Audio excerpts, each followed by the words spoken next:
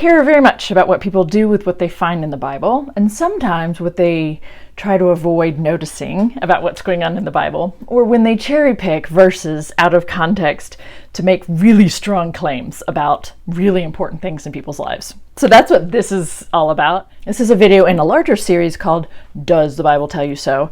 And I'm doing kind of a sub-series on marriage in the Bible. So this is the third in the series, and the first four, I'm looking at the four biblical passages that people turn to in general to say this is what a biblical marriage looks like, living according to these four passages that include a total of 7 verses, by the way. So today is the third verse, or the third passage, which is Matthew 19, verses 4, 5, and 6. Okay? So let's just jump into it. Matthew 19, it's fascinating to me that people choose verses 4, 5, and 6, because not choosing verse 3 leaves out the question that is posed to Jesus. And verses 4, 5, and 6 are not Jesus's own original words.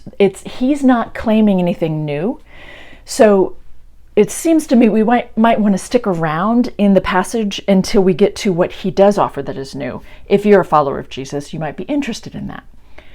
But what they quote out of context, what people end up quoting out of context, verses 4, 5, and 6, is just this back and forth that's already a part of the rabbinic tradition. It's already a part of what the teachers of the law are saying. And they are already reading into Genesis 1 and 2, this concept of marriage.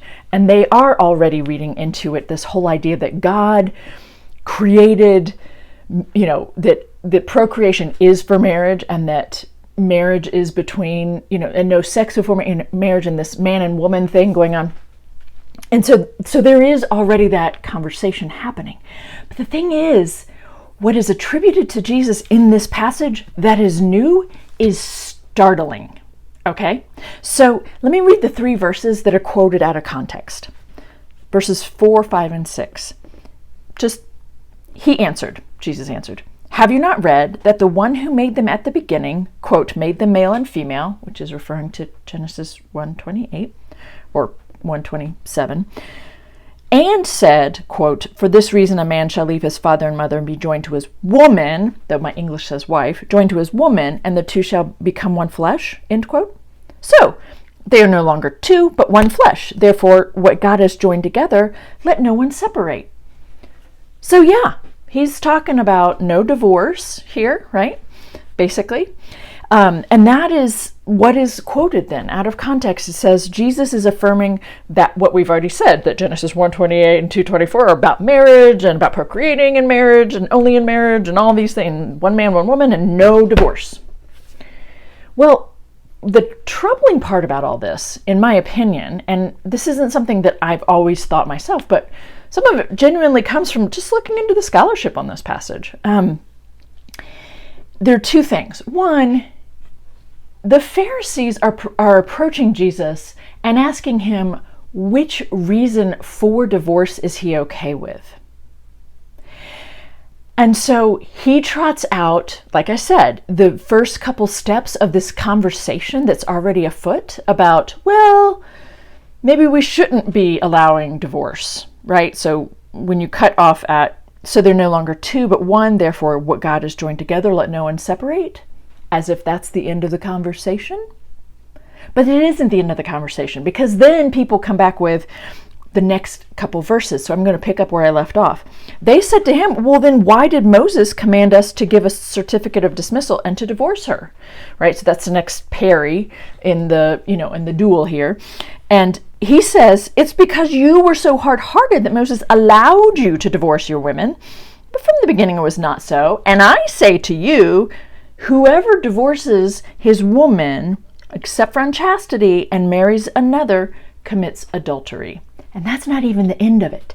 But let's pause on that for a moment, because what is devastatingly important to me, and what I think should be important to anyone who's trying to follow this guy named Jesus or endorse anything that's in the Bible, is to pay attention to what he just said.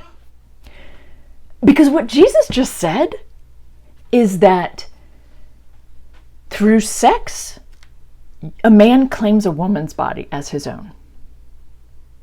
Through sex, two people belong to each other, if you want to get as egalitarian as we can, because it is talking about both people. Either person could commit adultery, which is different from the ancient Hebrew Bible stuff. But what he's saying is sex binds you to another person permanently for all time. And that claim is based on the idea that is also biblical, right? Which is this idea that a man takes a woman and he has sex with her in order to claim her as his own. So it's like one or two steps beyond that kind of possessiveness and women are objects, but it's still coming out of this possessiveness that sex makes you, is a way of marking your territory. I think it is really important for people to just sit with that for a minute. And here's the thing, folks. There are people who will hear me say this and won't see anything wrong with what I've just said, because they're so accustomed to hearing and thinking about sex as a way that you kind of, consummate the relationship, and we do belong to each other now, and all of that people can't even hear that we're putting some framework or some weightiness on this interaction called sex that I'm not sure that sex actually should be asked to carry for us. Some people will have a hard time hearing my point here. They'll have a hard time hearing me say it's not really healthy to say that having sex with a person means you've claimed them. Think about when people do see it that way, that they talk about, it's often males, but it's not just males, right? But people will talk about conquests, sexual conquests, right? And this idea of bodies as objects to own, claim, put some sort of claim to, mark it as your you've been there, right? Instead of seeing sex as a mutual thing that's entered into by two people and enjoyed by two people, that there's some sort of claiming to another body that goes on, is a really, I think of really, it's a dangerous claim to make, it seems to me, about bodies when you make that claim. And it is centered here in this language. So that's the first piece, or I guess maybe the second, and then there's three. That's the second piece here, is that Jesus, in his claims about, I say whoever divorces his woman, my translation says wife, by the way, and marries another commits adultery. So for you to divorce this person is a problem, because you're going to go have sex with someone else, which is cheating on that first person, because it's a really, again, some people won't see the problem here. And that's actually why I'm saying it, is to try to bring it to your attention that some people don't get why that's problematic. The thing that seals the deal, though, for me, is if we look at the part that is unique to Jesus, the part that he is contributing to this conversation, is in the next three verses, which, don't typically get thrown into the conversation here. His disciples, after hearing him make this comment about not divorcing at all, are like, well, if that's the case, it's better not to marry to begin with. And Jesus basically says, yeah, you're right. He says, not everyone can accept this teaching, but only those to whom it's given. And then he goes on to talk about eunuchs. Eunuchs are men who've been castrated, male bodies that have been castrated, and bodies that had testes and a penis, that have had the testes removed, and in very extreme cases, sometimes the penis. Because I'm trying to be sensitive to the fact that there's a whole range of bodily experiences and combinations of genitalia and things, so I'm trying to be a little bit more clear about that. The thing is, he says there are eunuchs who've been so from birth, so some humans are born with a penis but without testes.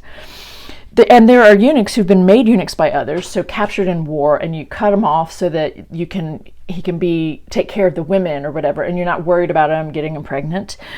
And there are eunuchs who've made themselves eunuchs for the sake of the kingdom of heaven. So yes, there's some men who castrated themselves for the sake of all kinds of things.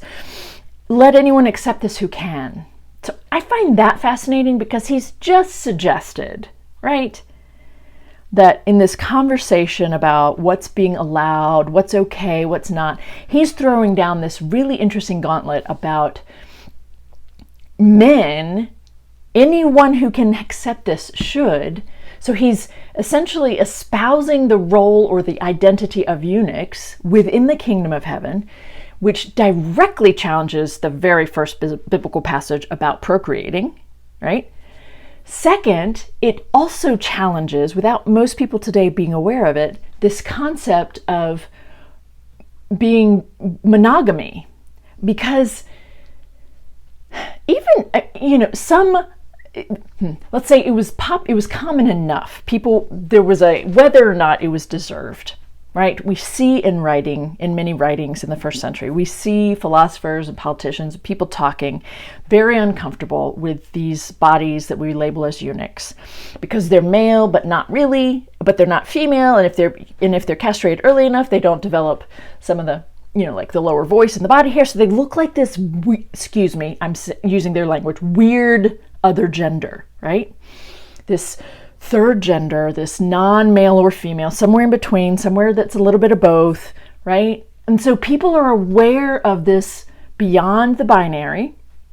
They are aware of people, castrated men, had sex with men and women. Some of them did. Not all. It's not like it's a part of being that. But that's the thing, this is written up, that there are women who really appreciated the fact that there are men they could have sex with who weren't going to get them pregnant.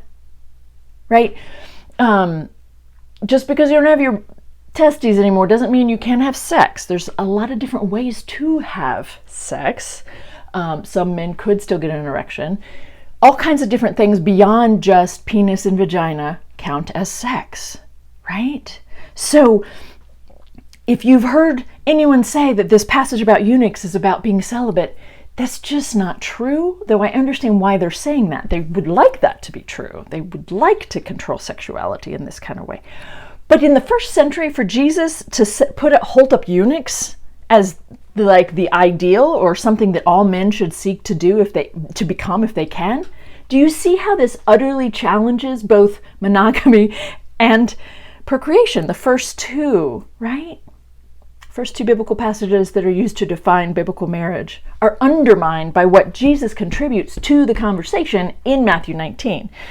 So instead of quoting verses 4-6, which is what people do out of context, and they utterly miss what it is Jesus is contributing, I suggest we read the whole passage and look at what that contributes to the ideas about marriage in the Bible, because it opens the doors wide open in all kinds of ways, both gender and sexuality. Fascinating, isn't it? I hope there's been something helpful in here for you. It's fun for me to talk about it. So, see you next time.